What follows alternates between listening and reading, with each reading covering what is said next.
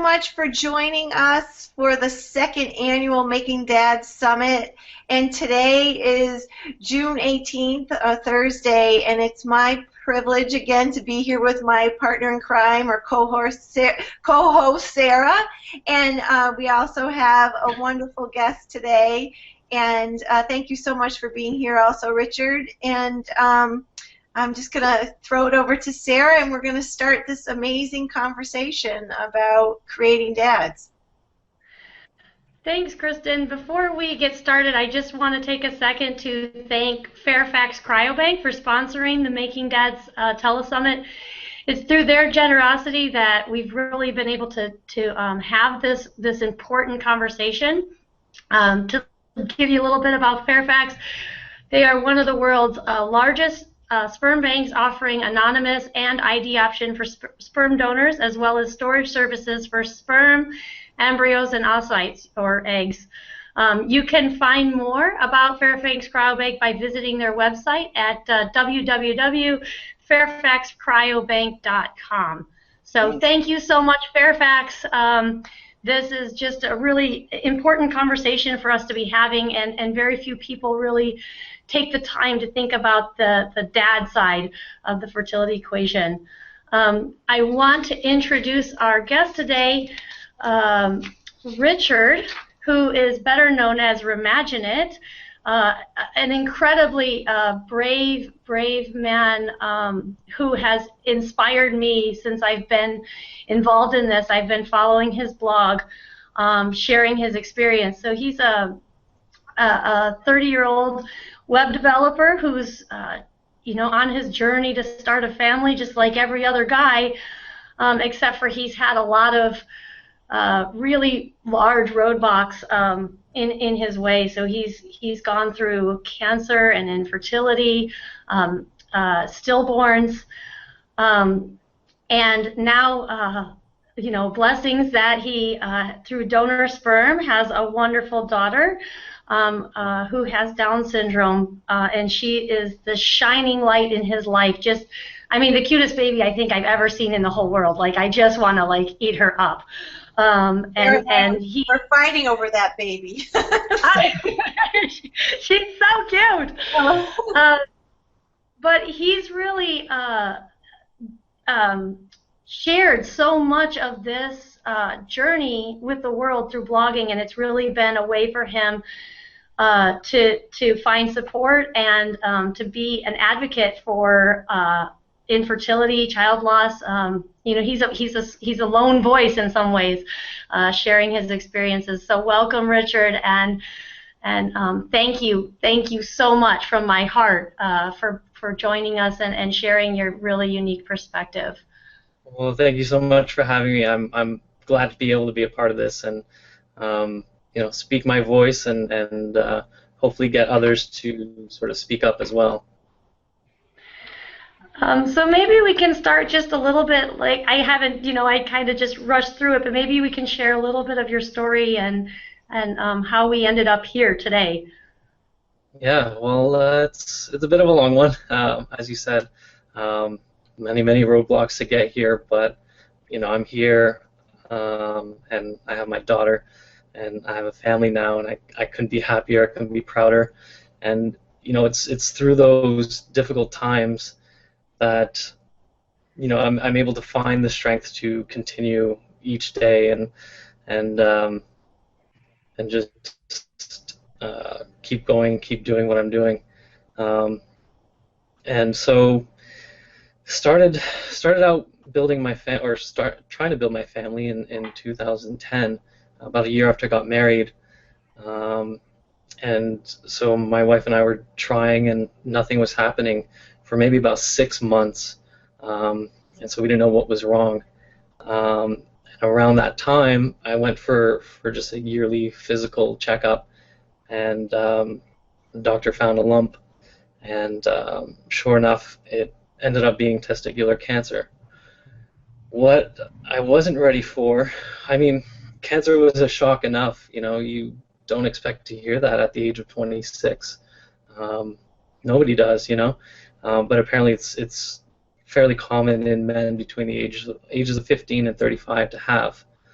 Um, and so the cancer was a shock, and luckily I had a friend who went through it as well. He went through the worst of it, though. He had chemotherapy and surgeries and other things like that. I had surgery as well. Um, and so with talking with him, he discussed, fertility preservation. He suggested I do a sperm test because chemotherapy can greatly affect it. So I did a sperm test, and what shocked me even more than the cancer was finding out I had none. I have azoospermia, which is likely as a result of the cancer. I did a bunch of other tests, and they all came back negative, such as Y chromosome microdeletions and whatnot. So,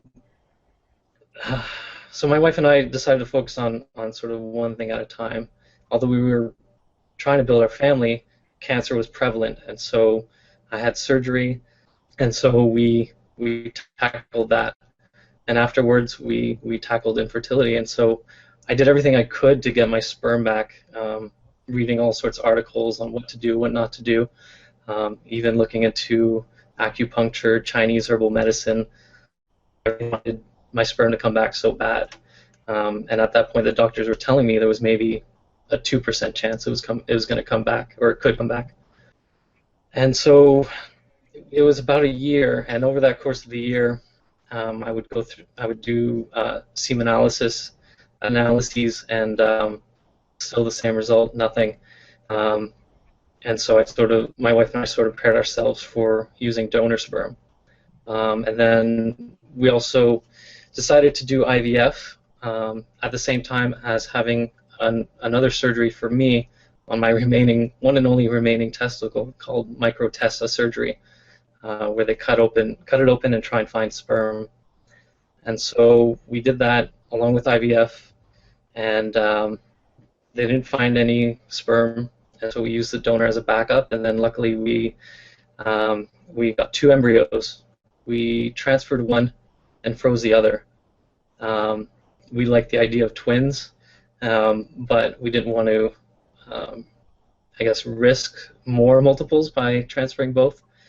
So we transferred one, and then a couple of weeks later, we were the happiest people alive when we saw the ultrasound. There were actually 2, so that embryo split into 2, and we were having identical twins, and went from the lowest of lows to the highest of highs. We wanted a family, and this was it. This was the beginning, and we were ready for whatever challenges, no matter how many times people told us, "Oh, twins are going to be a handful." I embraced it. I wanted it so bad. And so the pregnancy was going fine. Everything was going good. Frequent ultrasounds because twins are considered high risk. And then just one day on a weekend, Ellen realized she hadn't felt the baby's kick in a while, because usually she can feel one or both kick relatively often. And so we decided to go to the hospital, and I didn't think much of it. I thought everything was fine, everything was normal, until the nurse was trying to find a heartbeat and couldn't find one of them. It began to sink in that maybe there's something wrong, and so they brought in an ultrasound machine, and I pretty much knew as soon as I saw the picture that they were gone. I'm so sorry. I'm so sorry. Thank you. It was surreal. It was like a dream, a really, really bad dream. And seeing so many ultrasounds, I knew that they moved a lot, but they didn't move. I didn't see them move. And then the doctor came in and he said, "I'm just going to confirm," and then that was it. Ellen and I were just in tears, holding each other tightly. And then all sorts of things go through your head, why me, why us? Not just for that, but for everything else that happened prior. Right. Again, we were at the lowest of lows into the highest of highs, and then back down even further below. And so we had to deliver them. Ellen had to deliver them. And that was a really rough time, and we took time off work as much as we could. We were both extremely depressed, and I started writing just what I had gone through. I didn't really have the thoughts of starting a blog, but sort of eventually turned into that. And so I started writing and found people who were going through similar situations, either cancer, infertility, or loss. And so I was doing that for a while, and then we eventually transferred the other embryo, and we were pregnant with our daughter. And honestly, it was scary. I mean, and looking back, I know more now, and I think it's because people are misinformed or have a preconceived notion of what Down syndrome is like. And so it was really scary. But now that she's here, you know, there's obviously challenges, but any kid is a challenge. Any child is a challenge. We embrace it, and we love her, and she's just super happy and fills our days with joy all the time. No matter how much of a bad day I might have, I come home, I see her, and you know, I'm immediately better. I'm out of that bad mood. So yeah, I've just been through a lot, and only in the span of, you know, about 4 years, you know, by blogging it's sort of, or by writing, it was therapeutic to help me cope with a lot of things I was going through, because it allowed me to look back and reflect upon the feelings that I had. And then I eventually shared it in a blog, and theirs would be inspirational to me, and just connected with people from all over the world. So my daughter is now over a year old, and working and just being with my family and living with all these scars, pretty much, that still affect me on a daily basis, but a lot of people around me may have forgotten or don't think about. So you kind of put on a front and you just live your daily life, and that's pretty much it. So like I said, it was a long one, but powerful. What a warrior both were through this. So many other people would have been on their knees with just one of those things that you shared, but the fact that you within you found the fortitude and grace to move forward and then share that with the world is just, for me, and I'm so spiritually based, so I hope you don't take offense, but it's just you're doing such an amazing service to the world. It's so powerful. And can I ask you, how did you get to the point that was it just one day you felt, oh, I have to write this down, or were you always someone who journaled, or was words powerful to you, or how did something click? What started you to write it down? Yeah, basically, as you said, something just clicked. As a kid, I journaled here and there. It was part of our family, but then I stopped at a young age. But I think it was after. Yeah, it was after finding out I had no sperm. You know, it was just sort of two big things back to back. Yeah. Find some sort of outlet, find some way to vent my feeling and frustrations and my thoughts, and so I just started writing. Did you notice a difference when you did start to write, and a change in your emotional state or your physical state? Looking back, I can't recall feeling that much different. It's hard to explain. Like, yeah, I don't know. I didn't feel all that different, but I just knew it helped. Yeah, no, it does. With my experience with helping men, you know, cope with loss. I have a question. You know, these are the really heavy, really heavy topics. Like this is cancer and life and fatherhood. I mean, these are the biggest questions life has, and they're all thrown at you at one time. They were just put in a bottle and said, "Here, Richard, you got to deal with life." How do you start to unpack all those questions at once? Do you take them one at a time? Do you just like sit with it? Like what was a way for you to help with the emotional processing?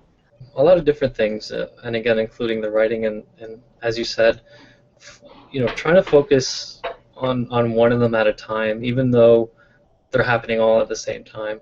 Trying to tackle each one, or put your focus and efforts into not necessarily solving a problem, but focusing on tackling that sort of hurdle, one thing at a time, really helped. because it sort of allowed me to process things better than being all scattered-brained and jumping from one, dealing with one thing to another. Not that it didn't happen, it still happened where all these things, all these emotions would just hit me at once, and I just felt so completely overwhelmed where, something as simple as taking out the garbage, I just couldn't do because I was dealing with 100 different emotions all at the same time. And so, again, yeah, focusing on one at a time really helped, and writing really helped. And another thing was focusing on my wife as well. We love each other so much, and I know that a lot of these things can go either way when a couple faces some of these challenges.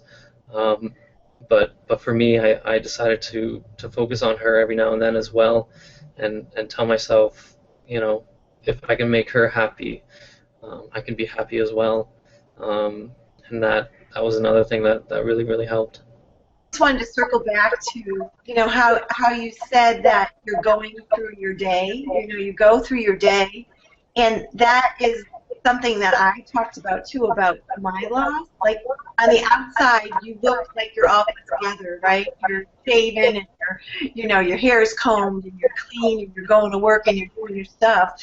So, like, you almost have this mask on that you're all put together, but inside you're just emotional jello that, you just so much energy goes to holding yourself together. I think you don't realize how powerful you are sharing what you did as a model. There needs to be more divine masculine voices sharing in the way that you are. Yeah, I agree, and that's yet another reason why, I'm online and started talking with people, and again, they said I've been an inspiration to them, and in turn they've been an inspiration to me. And the more voices, especially from men, that we can get, the more that it can become a more acceptable thing, so that we don't have to put on a front all the time, and not just for the rest of the world, like while at work or whatnot. But also the idea that we have to stay strong for our wives, for our partners as well, or like men aren't supposed to cry or men aren't supposed to feel. Just getting rid of those stereotypical ideals, making it more aware that men feel exactly what the women feel, right, just in different ways. We react differently or handle it differently, but we definitely feel the same things. Grief and loss and sadness and depression and all that. How do you guys do that together? You're grieving in different ways. You have both really strong needs. I can imagine you want the other one to be there, but the other one can't be there sometimes. How do you make it through the other side? We talk to each other a lot about our feelings, or when going through all that hard stuff we did.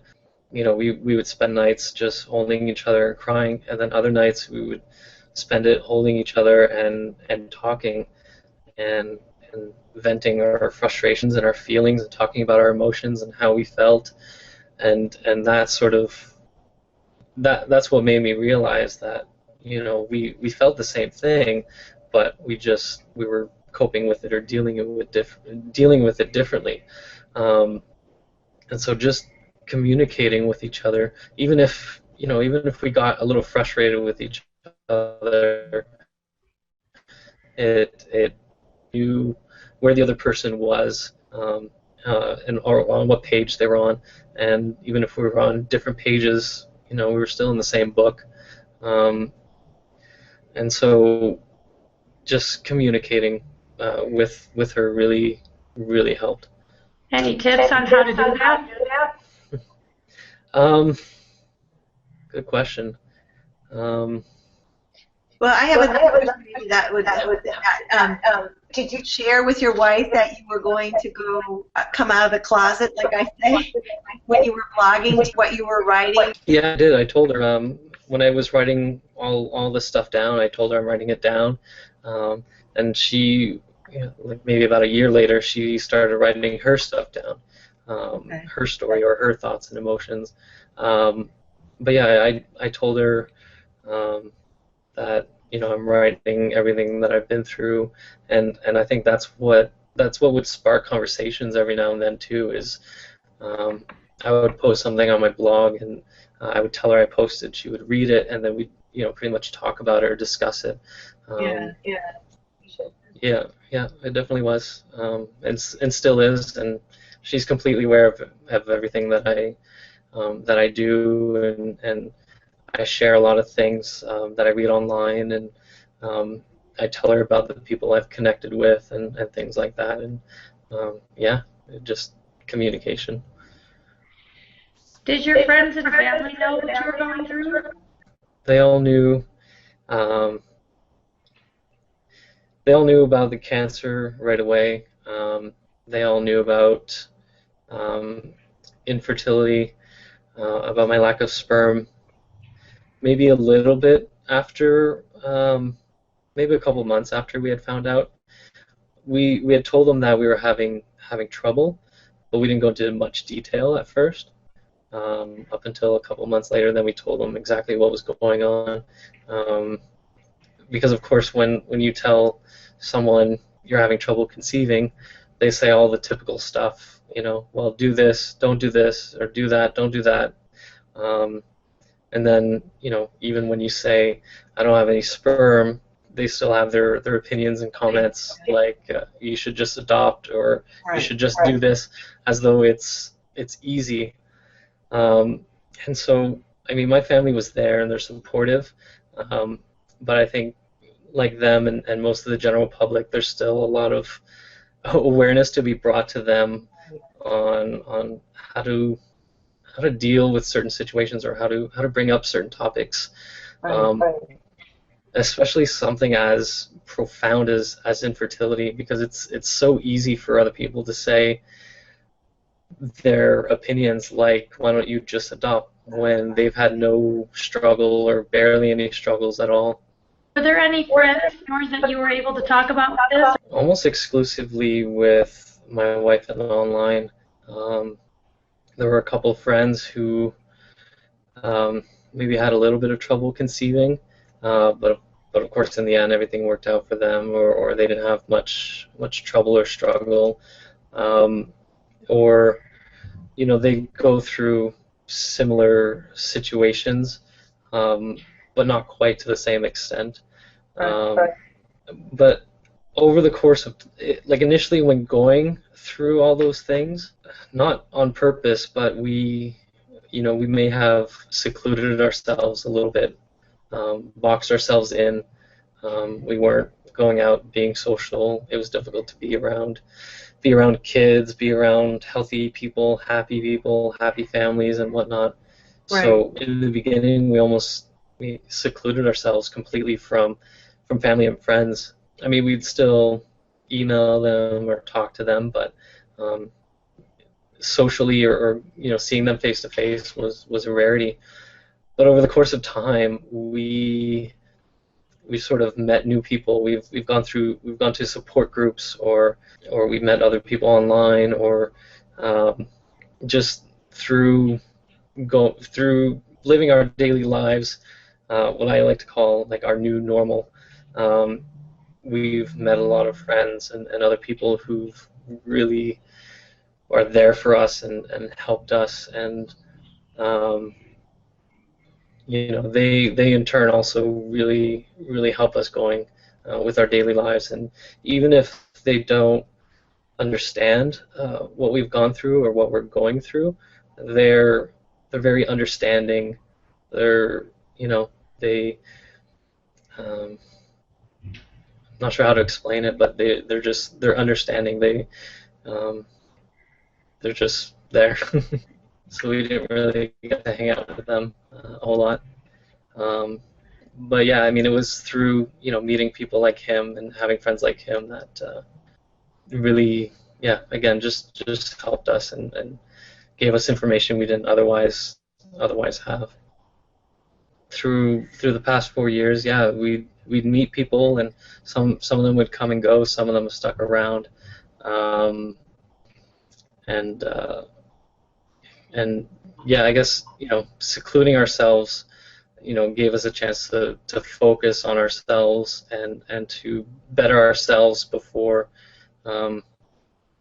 before we can go out and help out other people or befriend more and other people. I think what I probably could say is, if life doesn't go the way you had hoped or expected, to do what your gut tells you at every moment. There will be people there for support. There will be people there telling you their opinions or ideas or thoughts. Sometimes it may sound a little forceful, or sometimes they might be a little forceful in telling you what to do or how to live your life. But try to filter through some of that and just listen to your gut and do whatever you feel is best for yourself at any given time. If you're not ready to socialize, say no for going out for drinks. You might feel a little guilty, but that little bit of guilt pales in comparison to what you might feel if you don't listen to your gut, or if you don't do what you think is best for you at any point in time. Again, many things, but I think what really helped me are there's always a next day. No matter how down you are, there's always tomorrow. Each day is a new day. It's kind of cliche to say, but take things as they come and as you can handle. So take them day by day, take them hour by hour or minute by minute, whatever you can sort of handle as they come at you, and just get past that next block, climb that next step, and hopefully the next one is better. And again, focusing on the things in your life that sort of make you happy, things in your life that can help you climb out of any hole, of any pit, deep dark depression and whatnot. And for me, most of that was my wife, and telling myself I can't live without her, and at this point she probably can't live without me either. And so that really helped me keep going. That got me. There you go. Sorry. You're so and it's such a for you to share this and be here and be present with us. Well, thank you for having me. I'm so glad to be able to be a part of this and to make the men's voice just that much louder, and in hopes that other men will speak up, and hopes that some of these cliches and taboos can sort of eventually fade away into the past, because it's hard. It's hard, and we need more. Men need just as much support as women, but it's not really that much out there. Right. If you have someone by your side, or if you have a certain friend or group of friends that can be your rocks and to help you sort of get through it. Yeah, they can email me, Remagineit@gmail.com. I'm on Twitter as well, Remagineit, and then my blog, which is Remagineit.com. And so I'm online. I try to respond as best I can.